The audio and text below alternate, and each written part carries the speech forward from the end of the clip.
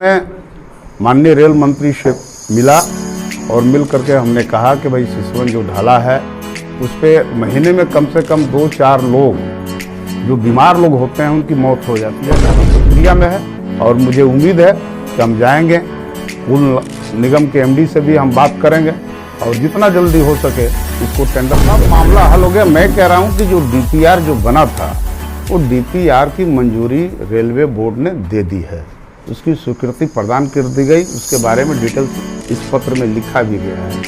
इसका कहिएगा तो मेरे मोबाइल 92 करोड़ 16 लाख है, जिसका आधा हिस्सा बिहार सरकार देगी और आधा केंद्र सरकार।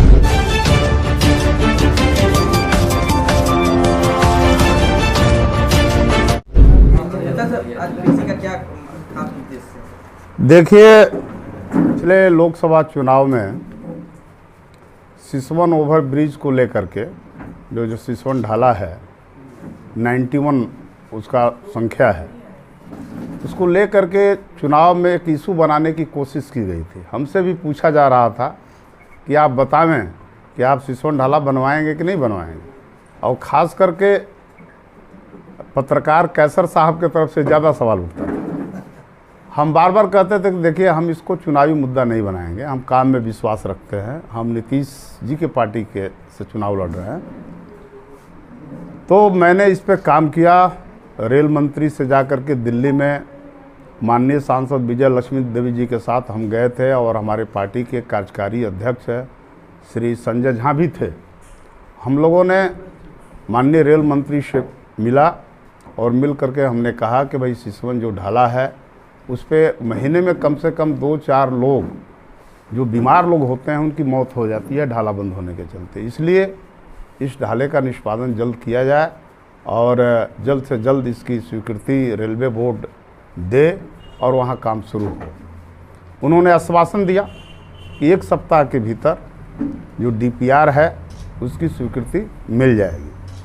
इसके पहले हम जो शेखपुरा ऑफिस है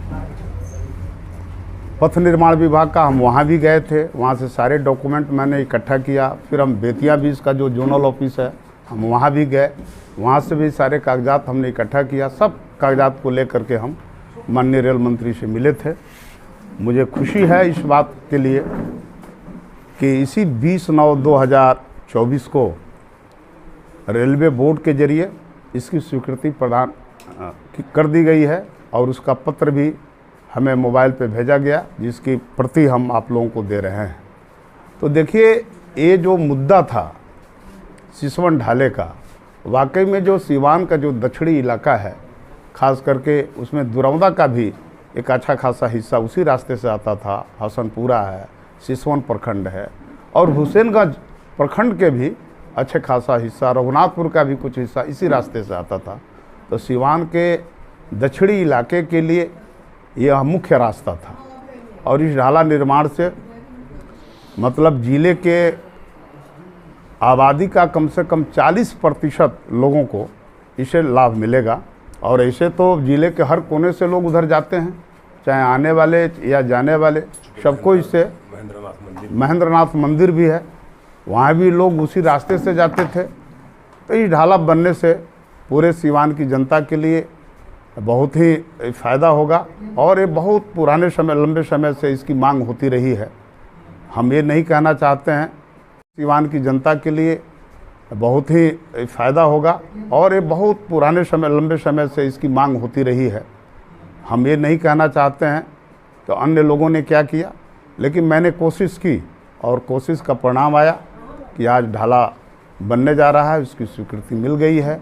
बिहार पुल निगम के जरिए इसका टेंडर होना है, अब टेंडर की प्रक्रिया में है और मुझे उम्मीद है कि हम जाएंगे, पुल निगम के एमडी से भी हम बात करेंगे और जितना जल्दी हो सके इसको टेंडर की प्रक्रिया में ले जाएंगे। टेंडर होने के बाद काम लगेगा।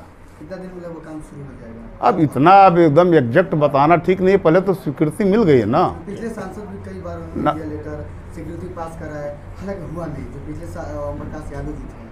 अब देखिए, मैं पिछले सांसदों के बारे में कोई प्रतिक्रिया नहीं दूंगा, लेकिन मेरे पास लेटर है ये लेटर मैं दे रहा हूँ, ये रेलवे बोर्ड का लेटर है, आप लोगों को एक एक प्रति मिल जाएगी। सर, सदर ठीक विधायक है। अभय चौधरी ने कहा कि अंडरपास और सिसवन ढाला ओवर ब्रिज दोनों के लिए मैंने पहल की और मेरे पहल को वो स्वीकृत हुआ है। अब सवाल है कि चौधरी जी क्या कहते हैं नहीं कहते हैं, पुराने नेता हैं, उनके बारे में कहना मेरे लिए ठीक नहीं होगा, ठीक है, लेकिन डॉक्यूमेंट मेरे पास है, मेरे पास आया, अगर उन लोगों के पास आया हो तो आप जा करके ले लीजिएगा उन लोगों से। सवाल ये आता है सर कि रेलवे और खास करके जो बिहार सरकार, ये दोनों के बीच का ये मामला रहता है, तो क्या लग रहा है कि वो मामला सुलझ गया है, उस मामले पे ही सब मामला हल हो गया। मैं कह रहा हूँ कि जो डीपीआर जो बना था वो डीपीआर की मंजूरी रेलवे बोर्ड ने दे दी है, उसकी स्वीकृति प्रदान कर दी गई, उसके बारे में डिटेल्स इस पत्र में लिखा भी गया है।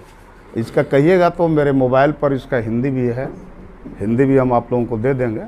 ये सब कुछ हो गया है और इसको बिहार पुल निगम को बनवाना है। इसमें जो लागत राशि है 92 करोड़ 16 लाख है, जिसका आधा हिस्सा बिहार सरकार देगी और आधा केंद्र सरकार देगी। ये भी तय हो गया है, इसमें पॉलिसी का नीतिगत निर्णय यही है कि आधा बिहार सरकार को देना है और आधा केंद्र सरकार को देना है। बनेगा ये? नहीं, ओवर ब्रिज बनेगा।